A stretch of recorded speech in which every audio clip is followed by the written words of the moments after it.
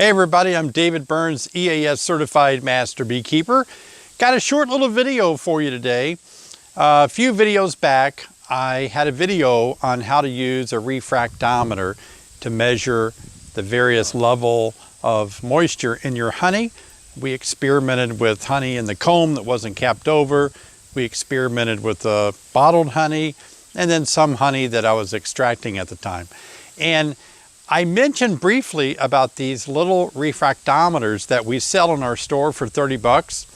And I wasn't intending on all of you going crazy and buying these, but you did, so thank you for your business.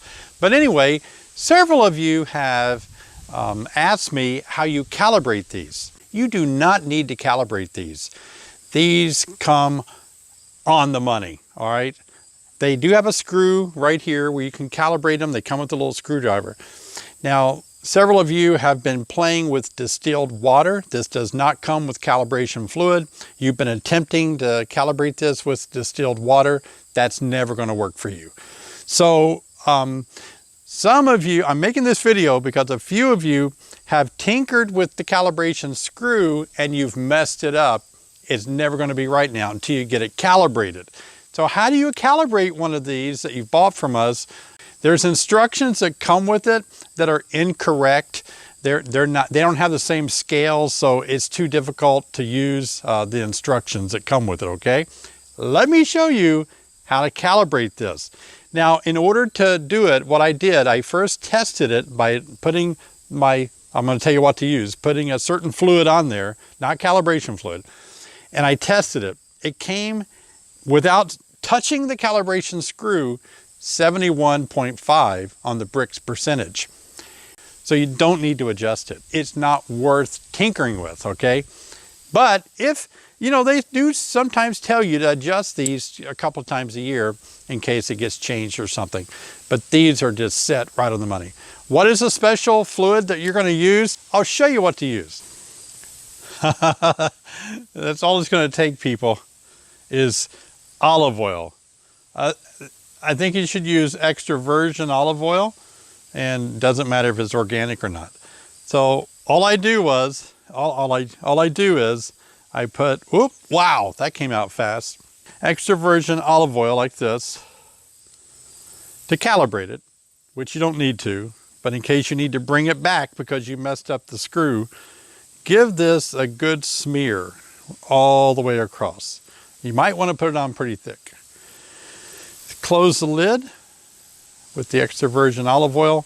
Try to get any air bubbles out. You get those little white things there. You might put a lot more on there to alleviate those little recesses there. And then look through here. And okay, so as you can see, this again,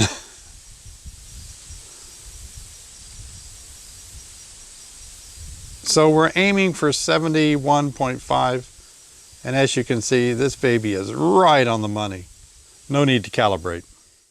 Okay, everybody, I hope this has been helpful for you on using that refractometer. And it comes calibrated. You don't need to touch it. But in case you have messed with it, or maybe it does need calibrated for some reason, you're insecure about its reading, you can tweak it. And remember, don't use distilled water, don't use calibration fluid, only use extra virgin olive oil. And you're going to have to pull that little cover off to get to the screw, and it comes with a screwdriver, and you can put it to 71.5% on the brick scale. That's how you're going to do it. But I assure you, I would not mess with it. It comes calibrated, and you're just going to be wasting your time and effort. So don't calibrate it unless you really suspect something is really off, okay?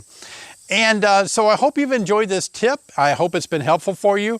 And please check out our website at honeybeesonline.com. Now that it's getting into the fall and late summer, fall, a lot of you are wondering what to do about your bees for winter. We offer a class on getting your bees through the winter. It's an online course. You can take it from the comfort of your home. Online, you don't have to go anywhere, pay expensive hotel bills, food bills, travel bills. You don't have to travel all the way over here to our training center. You can take this course online with me teaching you how to get your bees through the winter. I hope you'll really check that out on our website below, and that way you can know what it means to vitellogenesis. You can understand about bees of winter physiology. Remember, the bees you're seeing in late summer and fall are not going to be bees that you see in the winter, especially bees in late summer. Those bees live 30 to 40 days. You have to raise bees of winter physiology to make it through the winter. Bees of winter physiology live 4 to 6 months. So if you raise them, I'll teach you in the class how to raise them through October and November, new brood, and those are the bees you'll see in the spring. So getting your bees through the winter is not about wrapping, keeping them warm and all that stuff like that. Bees can make it through the winter if they are populated enough with resources, and our winter bee kind candy boards provide that resource. And if they have enough winter bees of winter physiology to live that long, then they're going to make it through the winter. All right. So check out that on my website, Getting Your Bees Through the Winter, an online class.